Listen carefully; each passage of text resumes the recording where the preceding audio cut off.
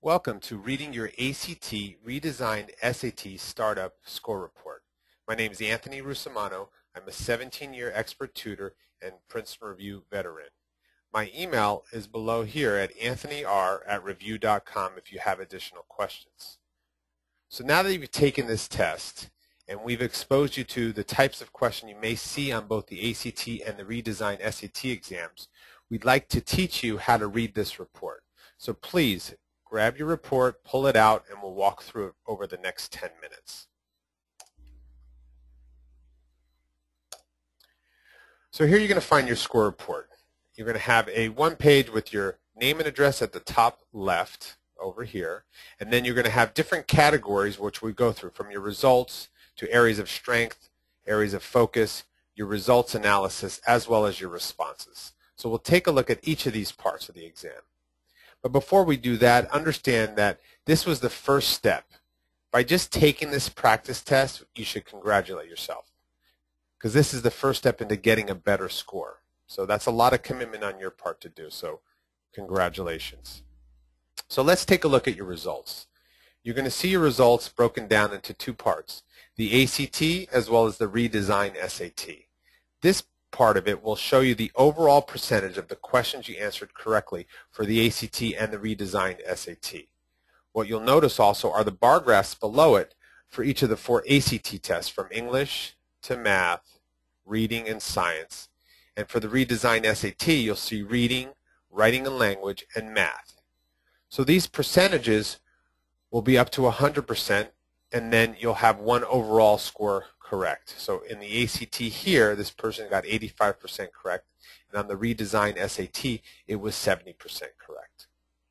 So that's the results portion.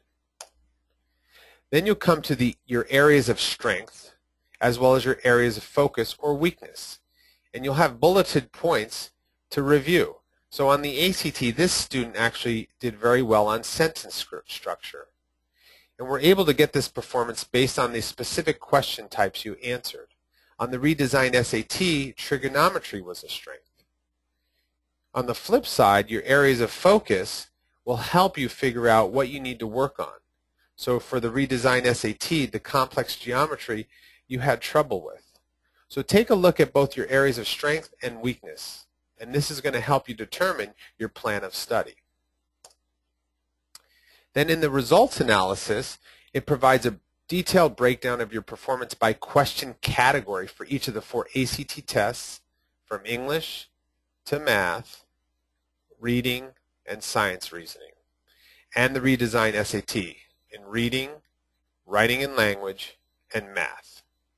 And then you'll see all these subcategories, and that's going to help you show the bar graphs of what percent you got correct out of 100 again. So this student actually did better in usage and mechanics than rhetoric skills.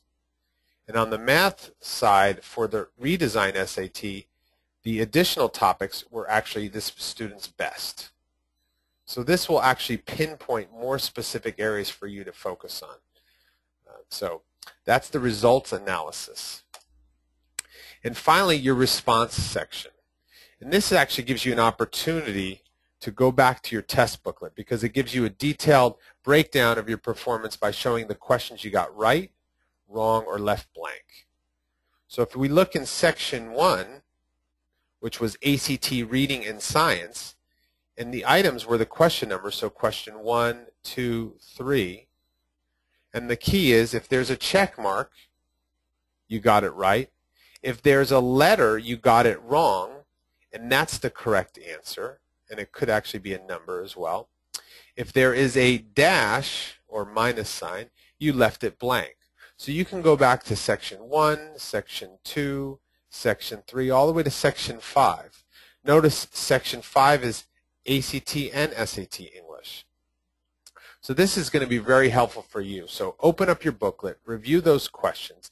If you want a detailed explanation of all the answers, you can actually go back to your online student portal at princeu.com and pull that up.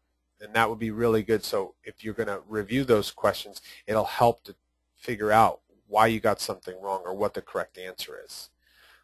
So this response section is very valuable for you. So what does this all mean? Well, the exam in itself does not give you a prescription for which test you perform better on. Okay, it's more of a tool that you can use to help you choose which might be your preferred test. Did you like the questions on the ACT better, or did you like the ones on the redesigned SAT better? Where did you feel your strengths were? Which test felt trickier to you? So using this with some other determinants will help you determine if you take the ACT or SAT or even both. And that's up to you.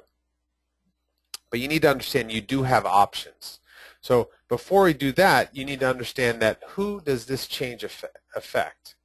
Well, the changes do not affect students who are in the class of 2015 or 16. It affects class of 2017 and beyond. And for those in class of 2017, you actually will have the option to take the ACT, the current SAT, or the redesigned SAT. So that will be up to you.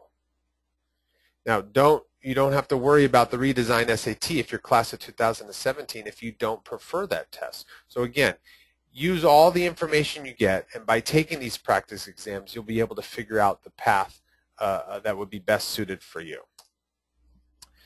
In terms of the actual ACT and the new SAT, there is going to be a scoring grid change for the new SAT. But before we do that, the ACT you'll see is scored from a 1 to 36 scale in the 4 different tests of English, math, reading, and science.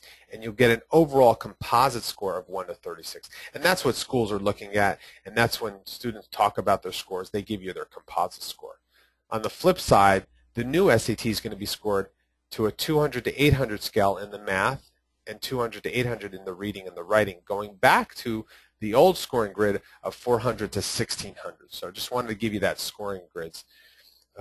So when we talk about test preparation, what do you do now? Again, taking this practice test was the first step. The next step will be determine if you need help on an exam. And if you do, obviously Princeton Review has courses to help you. So we can help you in a lot of different ways, whether you take the current test, the redesigned test, or the ACT. Now remember, all colleges accept SAT or ACT, so it's really up to you which one you want to take. But if you're going to prep on your own, there's a lot of work ahead of you. If you're going to prep with a class, you've got to make a big commitment, or with a tutor, and Princeton can help you get there. So if you want more information on the SAT changes, please visit princetoday.com/SAT changes, or give us an email at satchanges@review.com. If you want to reach out to me directly, you're more than welcome to give me a call at this number, or you can shoot me an email at anthonyr@review.com. So hopefully you'll take this, you use it as a factor to determine which test you should take, and if you need some help, please reach out to Princeton Review. Thank you and have a great day.